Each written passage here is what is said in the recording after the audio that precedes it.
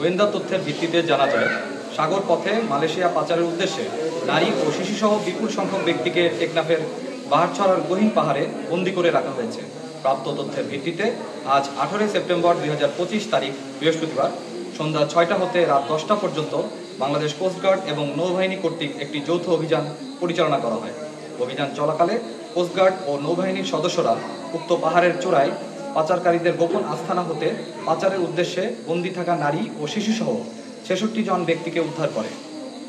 উদ্ধারকারীদের জিজ্ঞাসাবাদে জানা যায়, কয়েকটি সংঘবদ্ধ পাচারকারী চক্র বিদেশে উচ্চ বেতনের চাকরি, সুবিধাজনক কর্মসংস্থান, উন্নত জীবনযাপনের স্বপ্ন, অল্প খরচে বিদেশ যাত্রা এবং বিনা অর্থে প্রেরণ করে পরবর্তীতে কর্মস্থলে কাজের মাধ্যমে খরচ পরিশোধের সুযোগের প্রলোভন দেখিয়ে টেকনাফ সহ দেশের বিভিন্ন এলাকা থেকে বাংলাদেশি ও রোহিঙ্গা নাগরিকদের মালয়েশিয়ায় গমনে উদ্বুদ্ধ করে টেকনাফের গহীন পাহাড়ে গোপন আস্তানায় জিম্মি করে রেখেছিল।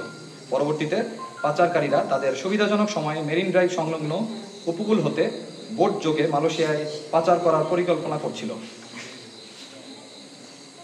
তারা আরও জানায় যে পাচারকারীরা তাদের আটকে রেখে নির্যাতনের মাধ্যমে মুক্তিপণ আদায় করার চেষ্টা করছিল। অভিযান চলাকালীন যৌথ বাহিনীর উপস্থিতি টের পেয়ে পাচারকারীরা পালিয়ে যাওয়ায় কাউকে আটক করা সম্ভব হয়নি। তাদের আটকের নিমিত্তে বাংলাদেশ কোস্টগার্ড ও নৌবাহিনী গোয়েন্দা নজরদারি অভিযান চলমান রেখেছে। মানব পাচার রোধে বাংলাদেশ নৌবাহিনী ও কোস্টগার্ড এ ধরনের অভিযান ভবিষ্যতেও অব্যাহত রাখবে।